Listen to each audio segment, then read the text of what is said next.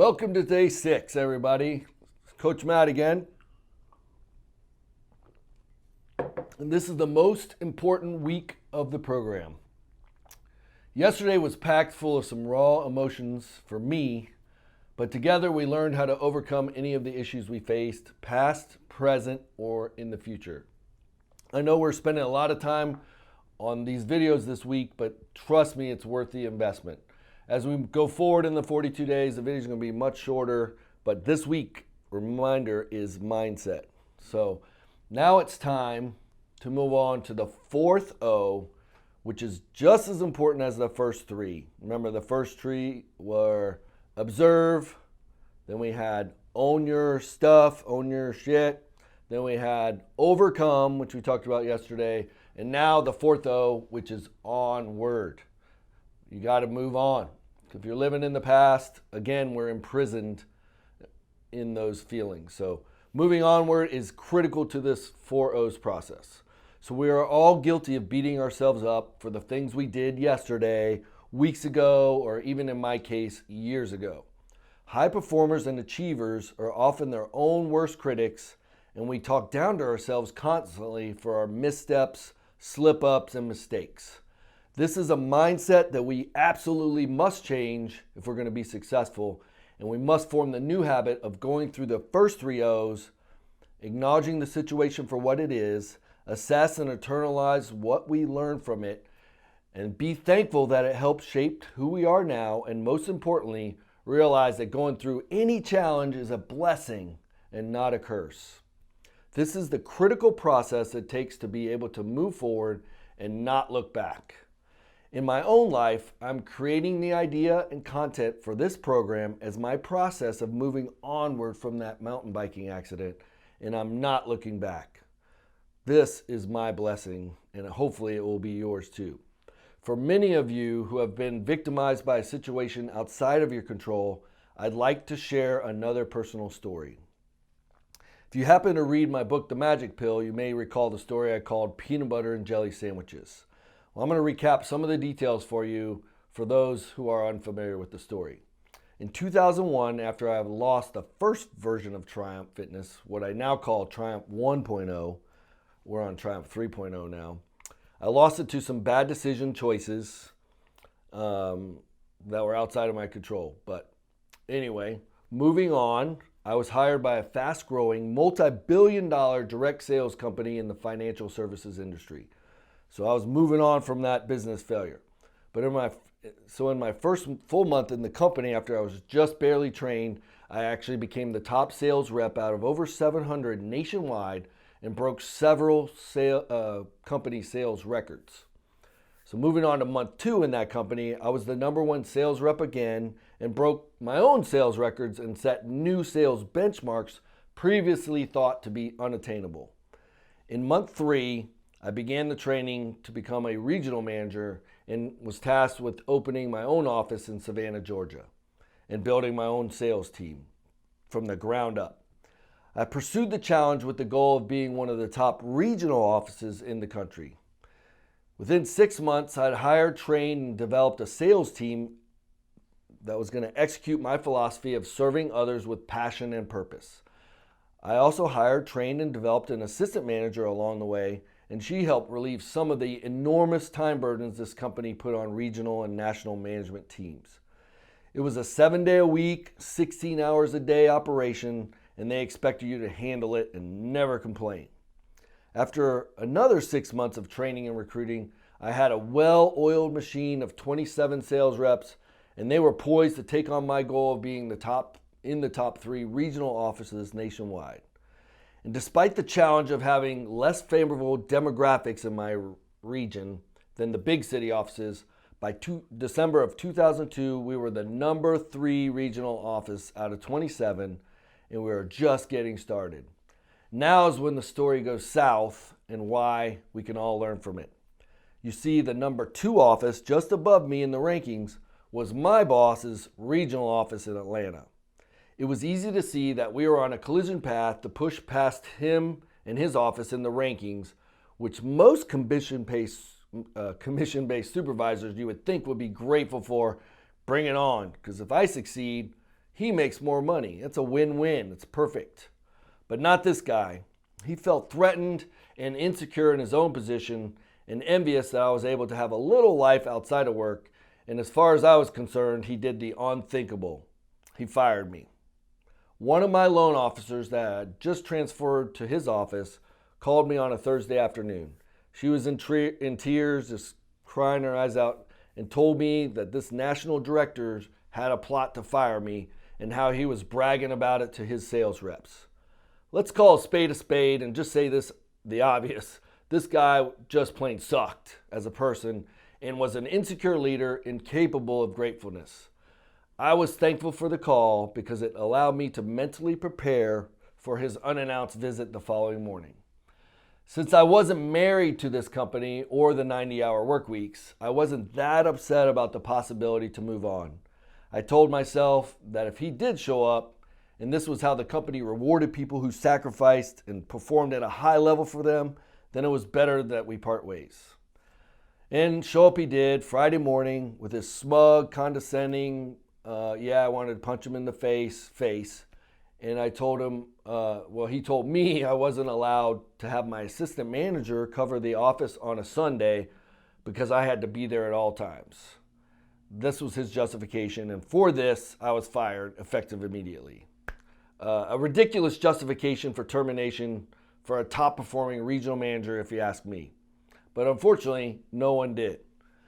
I had already packed my stuff the night before, so I gracefully and with class gave him my office keys. I wasn't upset about the job, but I was beyond grief leaving the wonderful team I had helped develop and had established relationships with.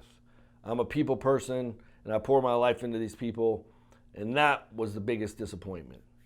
So the other piece of the story is the $350,000 in commissions I had earned but lost due to this termination. To me, this was the biggest injustice and was a hard pill to swallow, not only then, but in the months to come.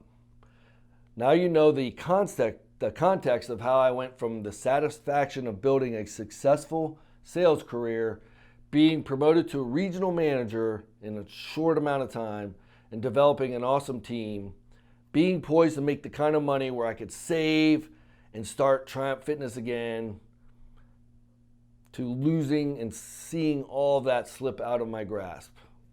It was out of my control. Needless to say, after this and saying goodbye to my 27 employees, I fell into a deep depression.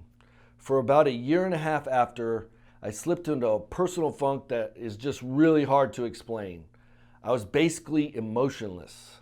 I felt no happiness, no sadness, anger, joy, loneliness, excitement, or any other feeling or emotion. It was a weird place to be, and even though I filled my days with reading the Bible and getting licensed as a realtor and as a life, health, and variable annuities assurance agent, because I was just trying to figure out what I wanted to do next, I honestly had no drive, ambition, or direction on where I wanted to go or what I wanted to do.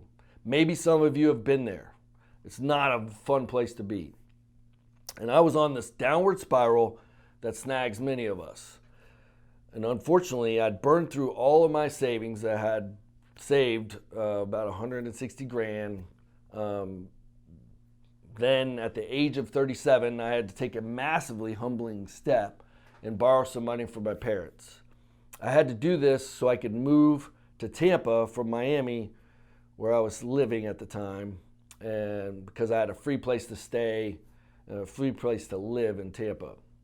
I then started having to pawn my stuff off just so I had gas and grocery money.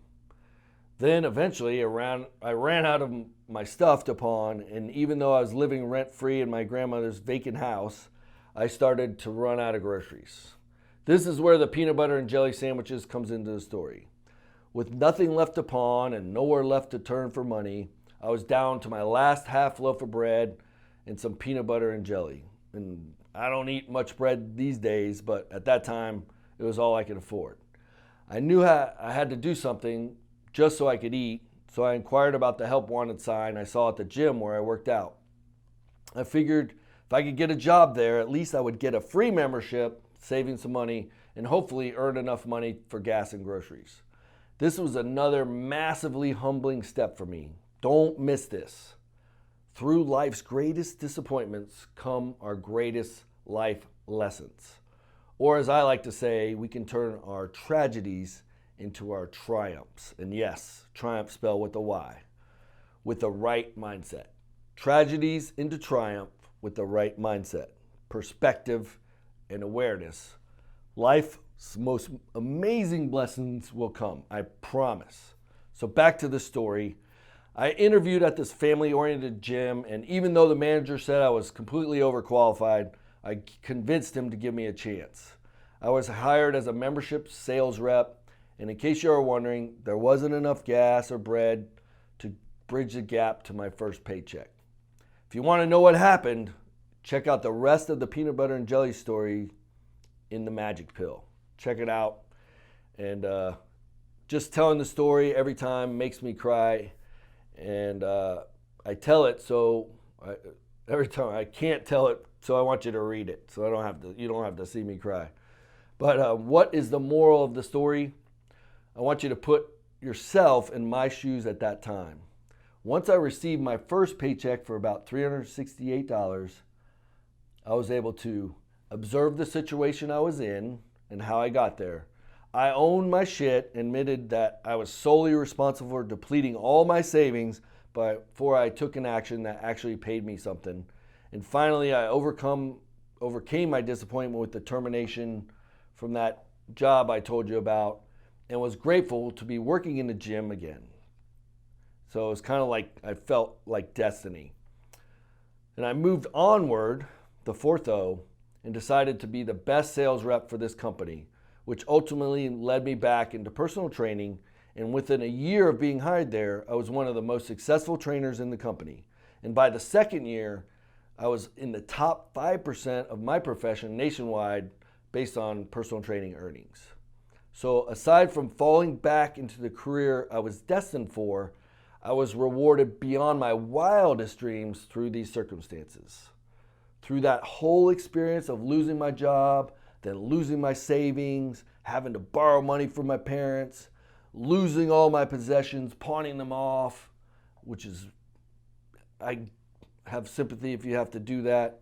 I ended up taking that random job at the gym. And at that gym, I met this cute girl and beautiful person named Holly. This is raw emotion because I'm grateful that she is now my wife and the love of my life. And through our marriage, I fulfilled my number one goal in life of being a father. And today, I'm so blessed to be the daddy of our two boys, Keegan, who's 8 years old, and Caden, who's 5. Taking the situation even further, at that gym, a venture capitalist that owned it sold that company, and as a result, I was forced to either go back into corporate America or start my own business again. And that's what I did. I started my personal training business, which later evolved into my group personal training company, Triumph Functional Fitness.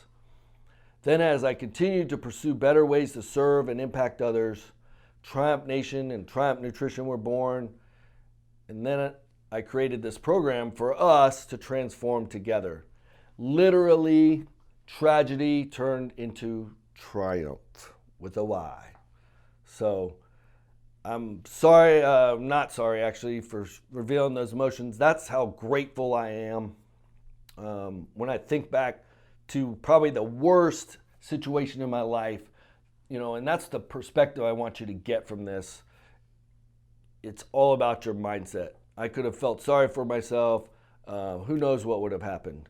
But just having that mindset shift and recognizing that out of those dark, horrible circumstances, amazing things could happen, and that's exactly what did happen. My wife, my life, my kids, my business all came from those circumstances. So onward and upward, I hope you're super excited to know you have the system now and empowerment to overcome any current or future challenge, goal, or tough situation.